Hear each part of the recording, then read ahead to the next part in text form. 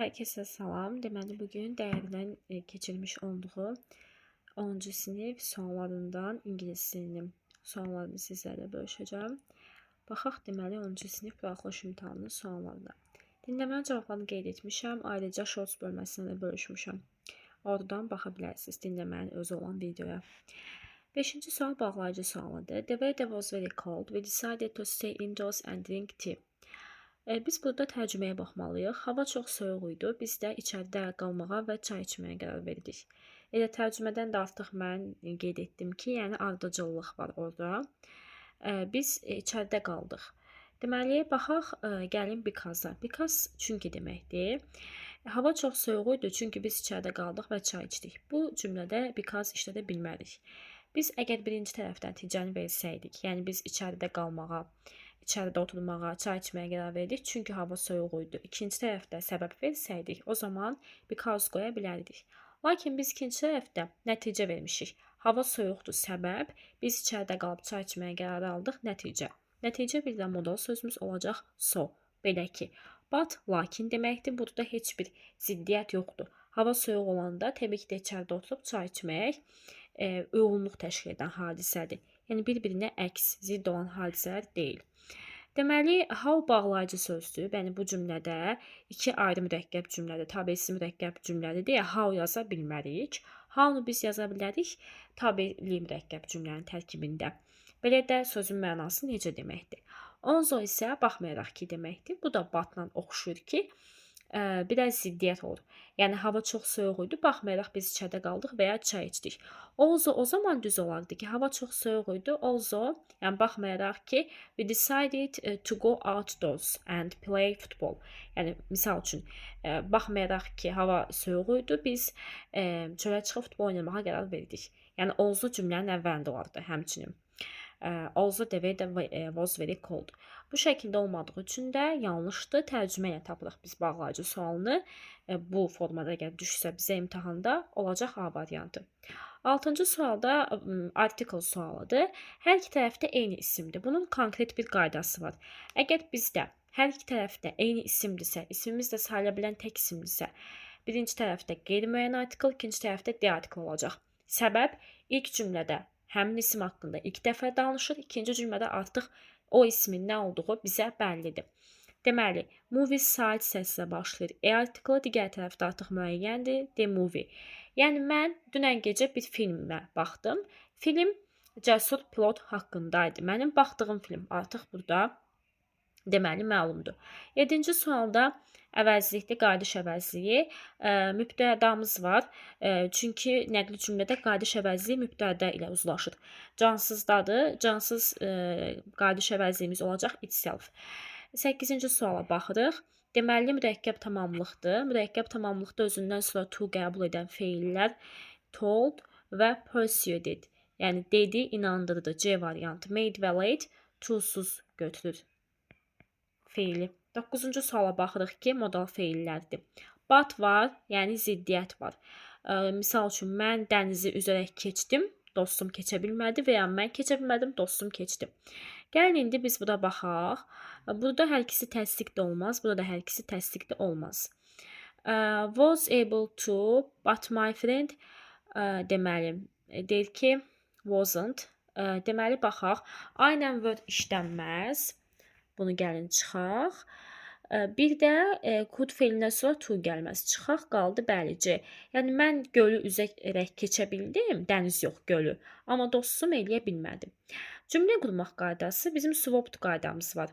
Subject, verb, object, place, time. Mübtəda, xəbər, tamamlıq, yer zərfi, zaman zərfi. Gəlin buna əsasən quraq. The students, deməli, were writing an essay quietly, deməli, in the classroom when the bell rang. Burada artıq ikinci cümlə bütöv verilibdir. Yəni, tənəffüs olanda, zəng vurulanda şagirdlər sakitcə sinif otağında essay yazıldı. Cavab olacaq A variantı. Deməli, burada, baxın, when the bell rang, bunu da birinci qoya bilərik. The students were writing quietly olmaz. Mən axı dedim, swapped. Burada artıq xəbərdən sonra tamamlığımız gəlməli idi. Burada baxırıq ki, the students quietly belə başlamaz cümlə. Yəni kəmiyyət belə deyək də, təzə hərəkət sərf də cümlənin sonunda gəlməlidir. Ən hissə ilə cümlə başlamaz. Çünki o zaman bu məhsul növü olardı. Axı cansızdır o tamamlıq. Mübtədədə ola bilməz də. In the classroom ilə də cümlə başlamaz. Yer zərfi cümlənin sonunda gəlməlidir. Daha doğrusu yer bildirən söz. 11-ci sual, düzəltmə isimləri seçin. Düzəltmə isimlərə baxdıqda deməli, biz baxırıq variantlarımıza. Hansı ki sea coast, burada iki sözdür. Dəniz sahili mürəkkəbdir. Daha sonra baxırıq ki healthcare, burada mürəkkəbdir. Deməli, attempt sadədir. Attitude sadədir. Advisor olacaq. Təbii ki də advice, məsləhət vermək, advisor məsləhətçi.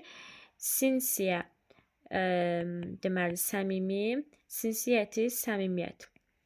Feildən isim, yenə sifətdən isim. Er və T şəkilçiləri vasitəsilə düzəlib 11-də doğru cavab D variantı olacaq. Hansı cümlə məhsul növə çevrilə bilməz? Deməli, baxaq ki, tamamlığı olmayan cümlə.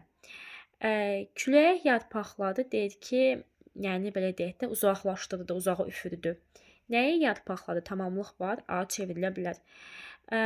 Müdür vacib sənədlər imzaladı. Nəyi imzaladı? Vacib sənədləri. Çevrilə bilər. Rəssam gözəl portret boyadı. Nəyə boyadı? Gözəl portreti. Çevrilə bilər. Biz çöldə qəribə səs eşitdik. Deməli, baxaq, qəribə səs eşidildi. Yəni, nə eşitdik səsi çevrilə bilər. Qar günəşdə cəld əridi. Yəni, burada qar mübtədə, əridi xəbər, cəld təzə hərəkət sərfi, harda günəşdə, bu da yer zərfi kimi gedə bilər. Burada baxın ki, xəbərdən sonra bizim object, yəni tamamlığımız yoxdur. Ona görə variantı çevrilə bilməz. Məhsul növə. Cümləyə baxırıq ki, as soon as bağlayıcımız var. If, when, after, before, till, until, as soon as. Özlərindən sonra, hər zaman, əgər digər tərəfimiz gələcək sadədirsə, indiki sadə gəlir. İndiki sadə üçüncü şəxsin təkində feilin sonunda s götürür. Cavab olacaq D variantı. Müdür gələn kimi biz iclasa başlayacağıq. 14-cü sual əks mənalı istəyir. Brave, cəsur, afraid, qorxmuş. Smart, ağıllı, happy, xoşbəxt, strong, güclü, honest, dürüst deməkdir. Sözün mənası to speak very quietly so that other people cannot hear. Çox yavaşca danışmaq, digər insanlar eşidə bilmir. To whisper, pıçıldamaq. Laugh, gülmək, repeat, təkrar etmək. Shout, qışqırmaq, scream, qışqırmaq.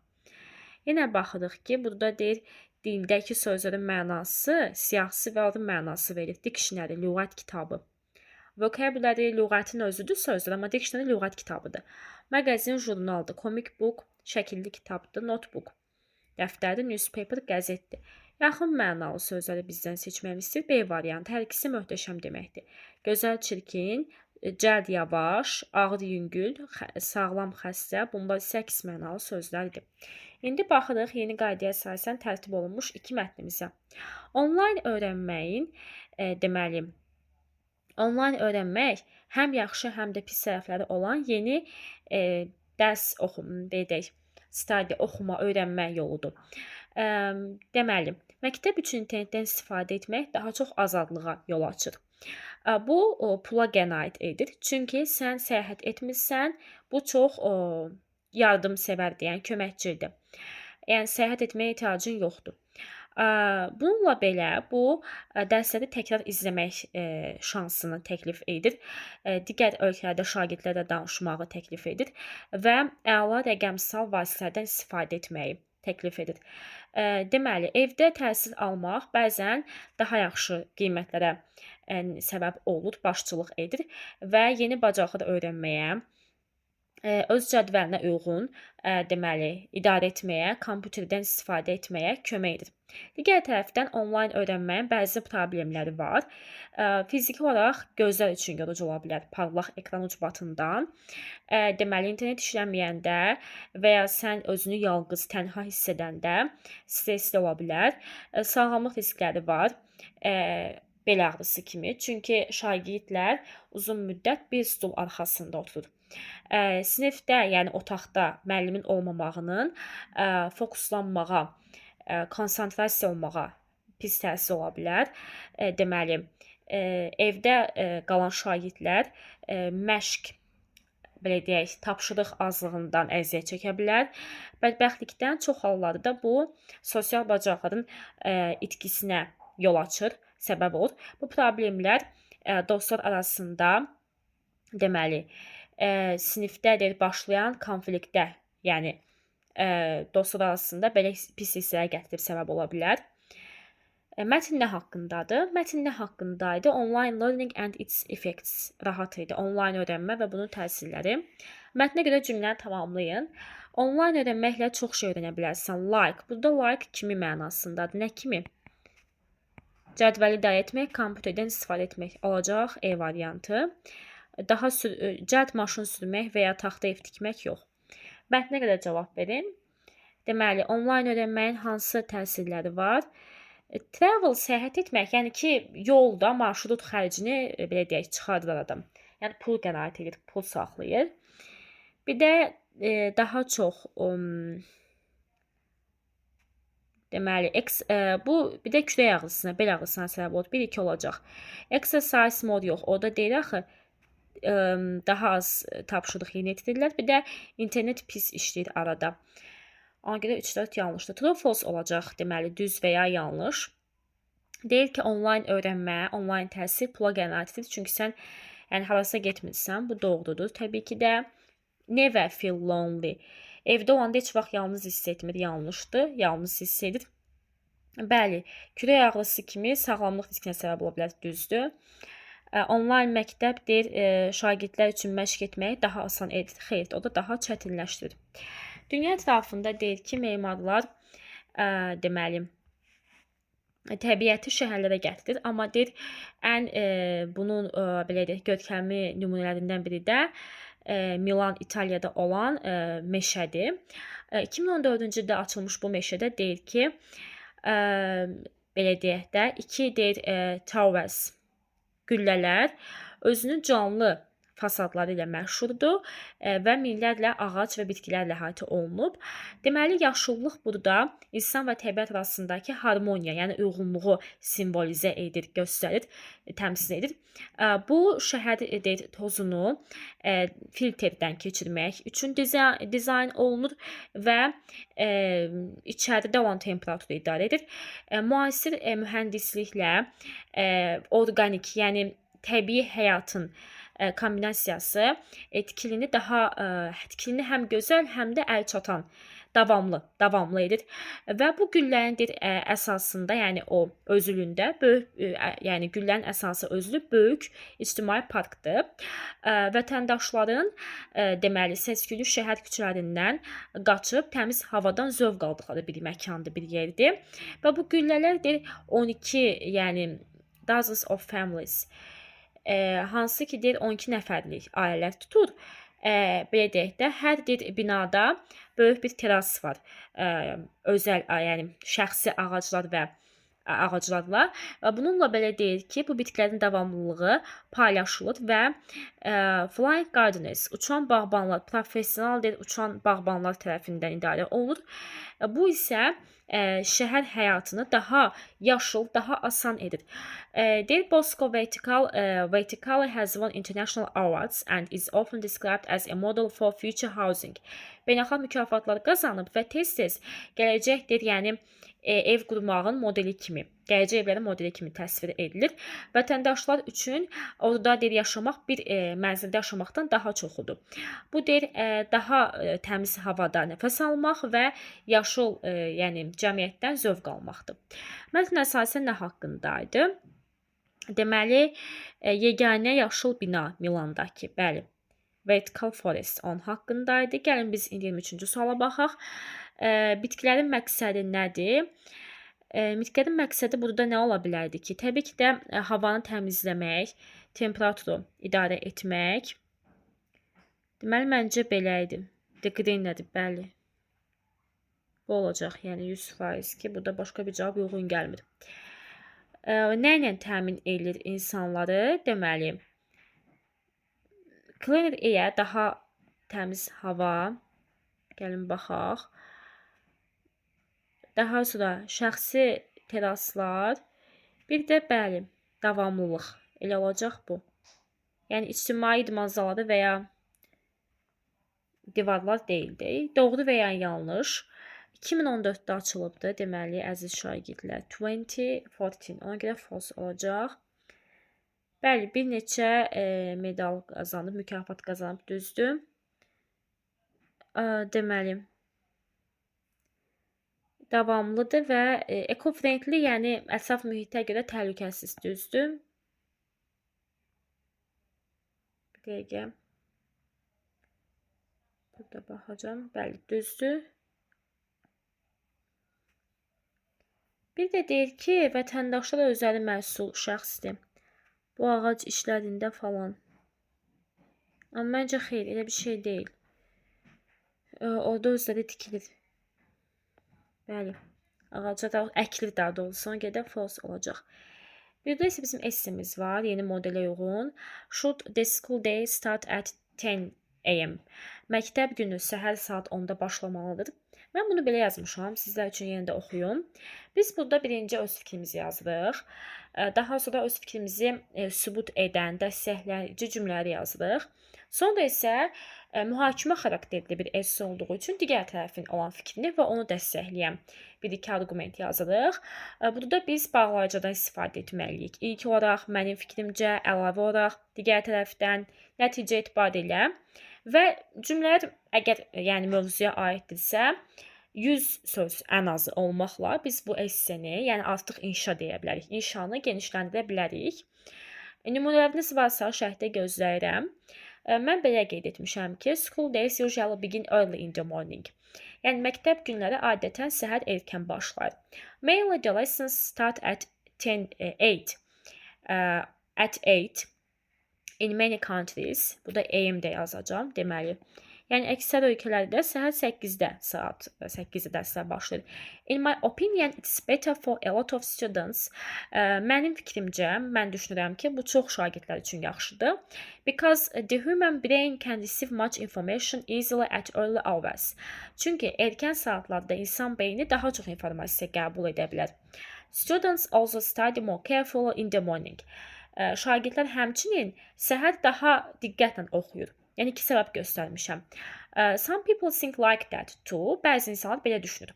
In addition, when the school day begins at 8, it finishes till afternoon. Yəni əlavə olaraq məktəb saat 8-də başlayanda günortaya kimi bitir. Deməli, mən məktəbin səhər başlamağının tərəfdarı olduğumu qeyd etdim. Daha sonra da bunun vaxta qənaət etdiyini və bizim beynimizin səhər saatlarında daha effektiv çalışdığını deməklə iki sübut gətirdim. Və bəzi insanlar da belə düşünür. İndi digər tərəfə baxaq. On the other hand, some people don't accept this rule or don't agree with this idea yaza bilərik ki, digər tərəfdən də bəziləri bu qaydanı qəbul etmir, bu fikirlə razılaşmır. They think that the school day should start late. Onlar düşünür ki, məktəb saatı gec başlamalıdır. As they can't sleep well or don't get to school in time. Çünki onlar yaxşı yuxu yatmır və məktəbə vaxtında çatmır. Bu da iki səbəbdir ki, digər insanlar məktəbin gec saatda başlamağının tərəfdarıdır və nə üçün belə düşünürlər? Belə düşünürlər ki, daha çox yatsınlar, gecikməsinlər və yaxud da. Furthermore, both of these ideas have positive and negative sides. Yəni əlavə olaraq ümumilikdə hər iki tərəfin həm mənfi, həm müsbət cəhətləri var. I believe that school day shouldn't start at 10 AM. Və sonunda öz ideyamı gücləndirməliyəm ki, yəni mən düşünürəm ki, saat 10-da başlamamalıdır. When it starts early, we focus on a topic better and save our time. Erkən saatda başlayanda biz daha yaxşı fokuslanırıq və vaxtımıza qənaət edirik. Ya da belə yaza bilərik ki, in conclusion, nəticədə, gəlin bunu da qeyd edim. Misal üçün, in conclusion,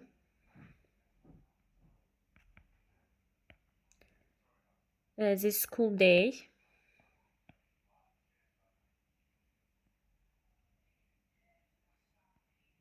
should start earlier, yəni daha erkən başlamalıdır. İndidən artıq 10-cu siniflər esse yazmağa çox ciddi şəkildə deməli vaxt ayırmalıdırlar.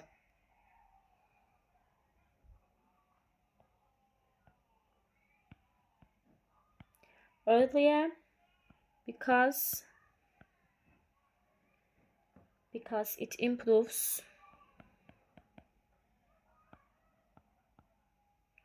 students' learning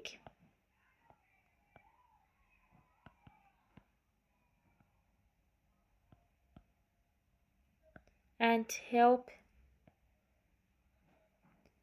using our time ya da tools da yaza bilərik.